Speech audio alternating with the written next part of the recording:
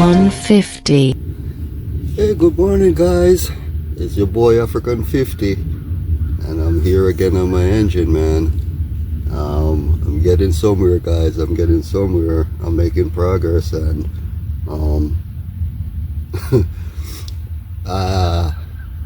they said this earth, sometimes you feel the natural mystic flowing in the air, man. Feel the natural mystic flowing in the air, because I got up this morning and I felt good about myself. I run into one little situation with my engine yesterday, and like I told you guys, whenever time you purchase an engine and you're swapping an engine, just don't put your engine into your car without fully inspecting your engine, because it's better to find the fault while you're working on your engine, while you're changing your parts and stuff like that. And if you know your engine, while you're changing your parts and stuff like that, you take your hands and you feel your nuts and your bolts and your screws to make sure nothing is broken off or anything like that. And I ran into a little problem, because I could have gone further than this, what I reached, but before I got into all that, man, they said Jah works in miraculous ways, man. Jah works in miraculous ways, because just yesterday I got this engine. All right, I purchased this engine. This engine came from New Jersey. It took me less than a week. I mean, I could have got my engine since last week, Thursday, but I wasn't gonna be home Thursday and Friday, so I put it off until yesterday. So I purchased my engine, and I got my engine in like 4 or 5 days, coming from New Jersey. And an engine that I purchased that I'm only maybe 12-15 miles away from, 3 plus months ago, I couldn't get my engine.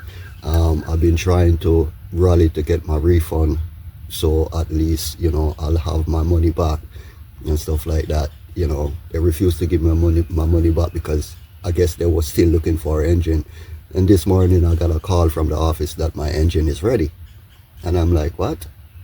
My engine is ready? I told you guys I don't need that engine anymore. I already purchased another engine, and I don't have money to throw away like that, man. I really don't have money to throw away like that. And I already got my engine.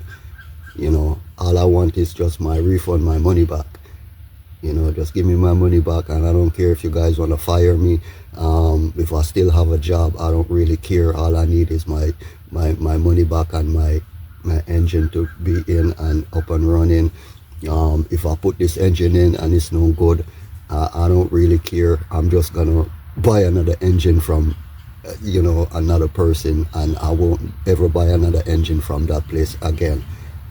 If this engine happens not to be good, which I'm hoping that it is good, and it will be up and running. Like I said, I don't care about the exterior parts. If you have faults and stuff like that, like one of my coil is bad, or one of my spark plug is bad, or EGR valve is bad, or stuff like that. I have so many parts I could change. So why they calling me now that I got this engine, and then they're calling me, telling me that my engine is ready.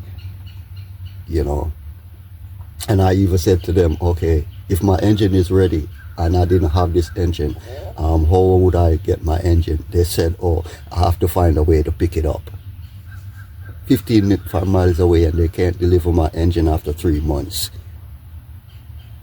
Let's say I decided to take the engine and keep the engine, because I would rather get that engine and put it down than they take my money and I don't get my money back, and I'm gonna end up after spending a lot more money than what I paid for the engine in court. And I don't want that. I don't want to go the legal way. I just want the same way you receive my money, give me my money back. I didn't receive any product. I didn't receive any service. I didn't receive any goods. it's unheard of that you pay for something and after 3 months you still can't get it and they refuse to give you your money back. What type of policy is that? I don't know. So guys, I run into a little problem yesterday and I'm gonna show you what the problem is. Right here guys, right here, one of the bolts that screws down my catalytic converter broke, and I tried everything to get it out. I sprayed it and it couldn't come out and all of that. So I slept on it last night and I said the only loss was that because I sprayed with double D40 and everything, and I got up this morning and it wouldn't even budge. So you know, that's why I keep these little propane, you know, these little, you know, portable, you know, I have like 4 or 5 of these little things, man. I'm telling you, it looks simple, but they're very handy, guys.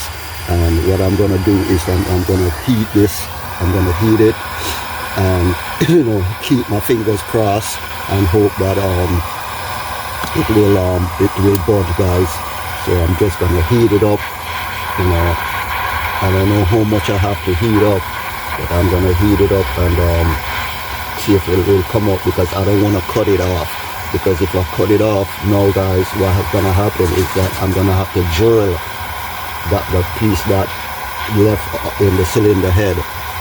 I'm gonna have to drill it out, and I'm gonna have to retread the holes.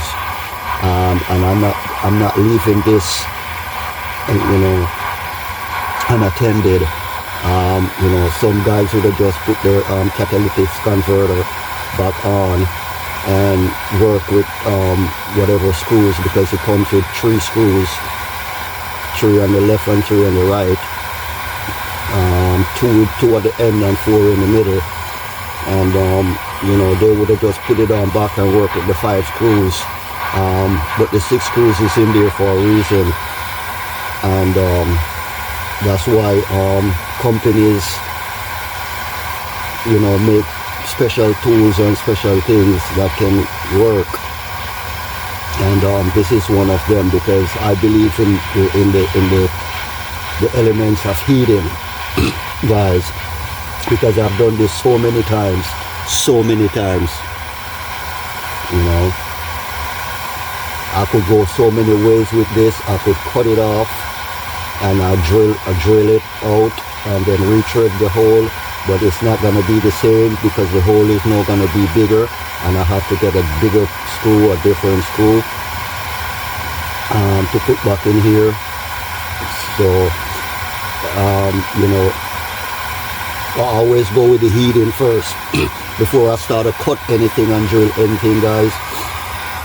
And this, it does, you know, sometimes you heat it and it will come right out. You just need a little heat, you know, to crack whatever preventing it from coming out. And you know, I hope when I heat it up enough, it will eventually come out. Sometimes you heat it and they just come out just like that, and sometimes you heat it and you gotta knock and bend and you know.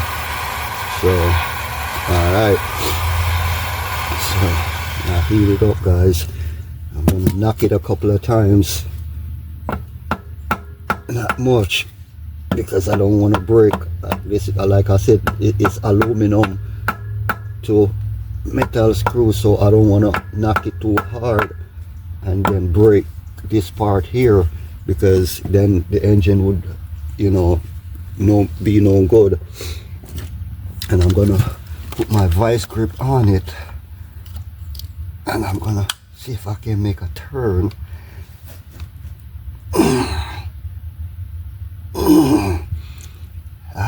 Feels like it's coming, guys.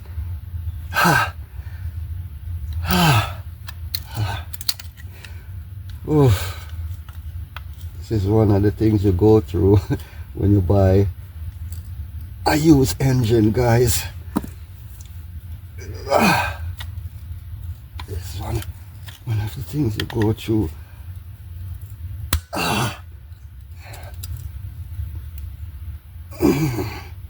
Oh, it's coming, guys. It's coming. Wow. Wow. Wow. I guess I'm lucky today. Ooh, hot. Hot. Ooh, hot. Man. This thing is quick, guys. This thing is quick, man.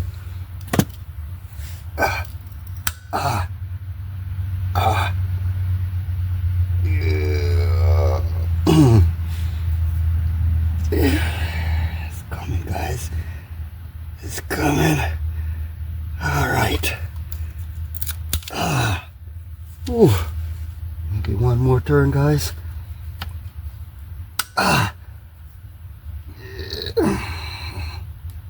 It's coming, guys. Yeah. I believe in the process of heating, man. All right. All right. I think that's free. Okay. Okay. Nope. Oh, nope. Maybe my eyes are deceiving me or my feelings, but it felt like it was spinning. Let me try the channel lock. Let's see. I don't want to go too fast either. Take it slow. Slowly.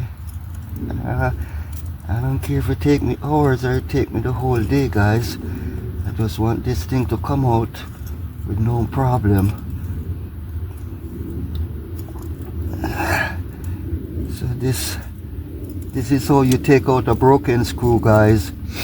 If you try to get your screw out and it broke off, do not panic. Please do not panic. You go out. You can get them on Amazon, you could get them on eBay, you could get them at Home Depot, Lowe's.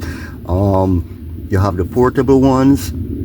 And I mean, I've used this thing for maybe 10 times and I still feel like it's not even halfway yet, guys. This thing is awesome. It's awesome, guys. And before you cut and grind your screw off and try to re-drill holes and stuff like that, try the heating process, because they done this in the ancient days and it worked. It's just that things got so modernized now of these days. It's so easy to do things, because now if I couldn't get this screw out, I wasn't gonna abandon my engine.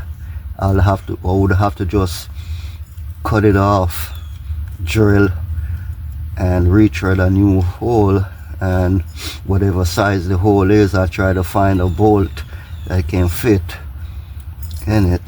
Okay, guys. All right. Come on, baby. Come on.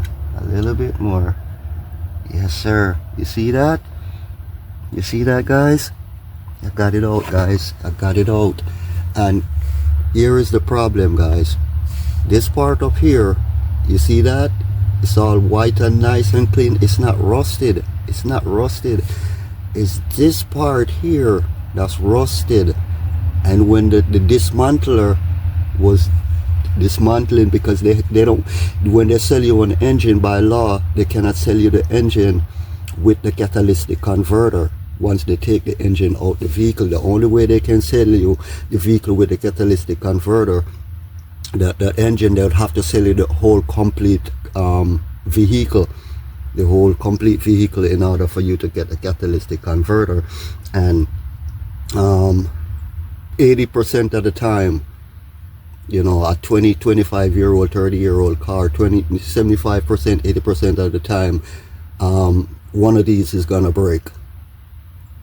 You know, versus if you don't have the patience to do it the right way. Because see, what happened is that when I'm changing my catalytic converters, I just don't start breaking screws what I do, if I try to take a screw out and I see it's not budging, I'll get my heat gun and I'll heat it up before I attempt to take it out. So when you heat it up, it'll come out easy and you don't have to go through all that process. But this one broke off, but luckily for me, you know, it didn't take me a whole day to heat it up to get it off. You know, like you see how I got it out. I heat it up and I knock it a couple of times with my hammer. Knock it a couple of times, and I put my vice grip on it first. I put my vice grip on it, and I gently turn. And at one point, I wasn't sure if it was the vice grip itself that's turning, because the screw has a little button grip, you know. But you use the vice grip instead of the channel lock, and you know, when you reach a point where it could come out, then you could use the channel lock to finish take it out. So you know, that's, yeah, and that's the front of my engine, guys, and that's where the front catalytic converter goes, in here. And I'm gonna clean up this area, and this is my my power steering pump that I'm going to take off. It's supposed to be coming today. I'm going to take that off, and a couple more things I'm also going to take off, because I'm going to take this this off as well. And I'm going to take off my my hosing, and I'm going to change my my thermostat. I'm going to change my thermostat. The thermostat hosing look good. I had a brand new one that I bought, but I'm looking down and inside my thermostat, and yeah, it kind of look a little bit rusty, but you know, it looks hard to see, and I have to take it all apart first before I can really see exactly what's going on down in there. So, you know, stay with me on this journey, guys.